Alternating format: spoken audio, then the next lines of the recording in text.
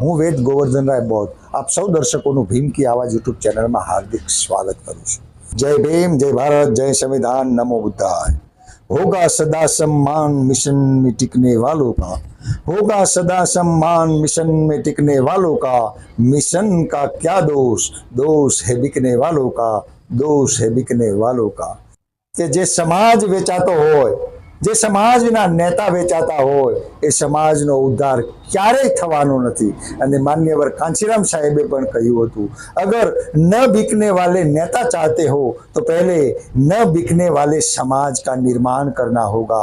જે સુરેન્દ્રનગર જિલ્લાનો પાટડી તાલુકો છે, અહીં બાબા સાહેબ આંબેડકરની પૂર્ણ કદની ભવ્ય પ્રતિમા મૂકવામાં આવી છે। 1930, 31 અને 32 માં જે 3 ગોળમેજી પરિષદો થઈ હતી અને એ 3 ગોળમેજી પરિષદમાં બાબા સાહેબ આંબેડકરે હુંકાર કર્યો હતો કે જેનું સદીઓથી શોષણ થઈ રહ્યું છે, જેનું માનસિક શોષણ થઈ રહ્યું છે, જેનું શારીરિક શોષણ થઈ રહ્યું છે, કે જેને કોઈ રાજકીય અધિકાર નથી, જેને કોઈ સામાજિક અધિકાર નથી, જેને કોઈ ધાર્મિક અધિકાર નથી। અને આ વાત ઉપર બાબા સાહેબ આંબેડકરે ગોળમેજી પરિષદમાં ભાર મૂક્યો હતો અને જેના પ્રતાપે અંગ્રેજોએ એ તમામ માંગણીઓનો સ્વીકાર કર્યો હતો।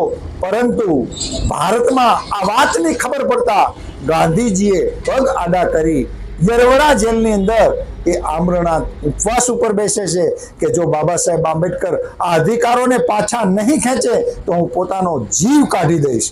તો વિચાર કરો મિત્રો, એ ગાંધીજી આ કહેવાતા અછૂતોને મળેલા અધિકારોના વિરોધમાં આમરણાંત ઉપવાસ ઉપર બેસી જાય છે। કરુણાવાન બાબા સાહેબ આંબેડકરે ગાંધીજીનો જીવ બચાવ્યો હતો, તો આ બહુ મોટી વાત કહેવાય। પરંતુ બાબા સાહેબ આંબેડકરે કહ્યું હતું કે મારો સમાજ ભણી ગણી અને ત્યાં પહોંચશે એને હું જ્યાં પહોંચાડવા માંગુ છું, ભણ્યા પછી એને કોઈના ચરણ સ્પર્શ ના કરવા પડે। આ સમાજ ભણી ગણી અને ઊંચી ઊંચી પોસ્ટો ઉપર પહોંચશે અને ત્યાં પહોંચી અને આ સમાજની સેવા કરશે।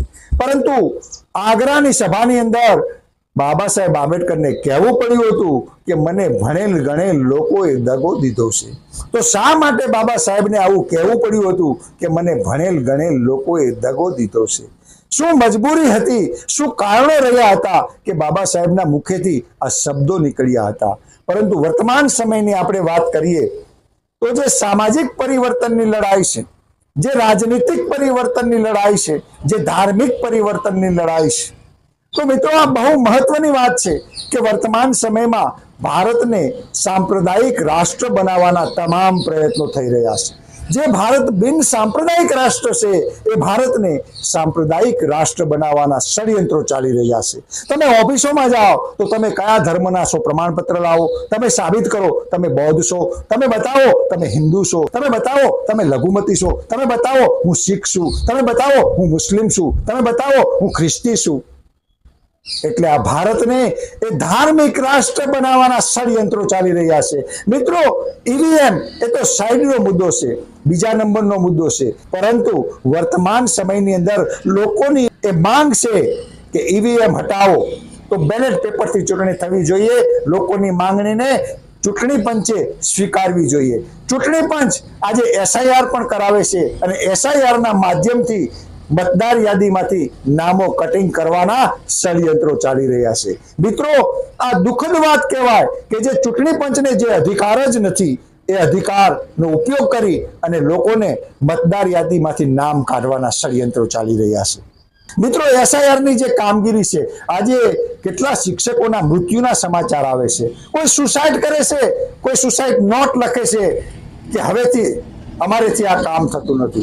તો આ કેટલા દુઃખની વાત કહેવાય। જેને બાળકોને ભણાવવાના હોય, જેને યુવાધનને મજબૂત બનાવવાનું હોય, જેને ભવિષ્ય નિર્માણ કરવાનું હોય, તો મિત્રો હવે તલાટીઓ પણ કૂતરાની નોંધ કરશે અને ગામડે ગામડે તલાટીને જે કામ કરવાનું હોય એ કામ સાઈડ ઉપર મૂકી અને એને કૂતરાઓની ગણતરી કરવાની છે। તો ગુજરાત કઈ તરફ જઈ રહ્યું છે, ગુજરાતની અંદર શું ચાલી રહ્યું છે, આ સરકાર શું કરવા માંગે છે? આ તાનાશાહી સરકાર કોઈ પણને જેલમાં મૂકી દેશે, કોઈ પણની ઉપર કાયદો લગાવી દેશે। તો મિત્રો, જો ધારાસભ્ય જેલમાં જતા હોય તો મારી જેવા એક સામાન્ય કાર્યકરની શું હેસિયત છે કે મને જેલમાં ના નાખી શકે? તો આ સરકારની તાનાશાહી છે. આ તાનાશાહી હવે ચાલવાની નથી. લોકો જાગૃત થઈ રહ્યા છે અને લોકો હવે અવાજ ઉઠાવશે, પરંતુ અવાજ એ દબાવવાનો નથી.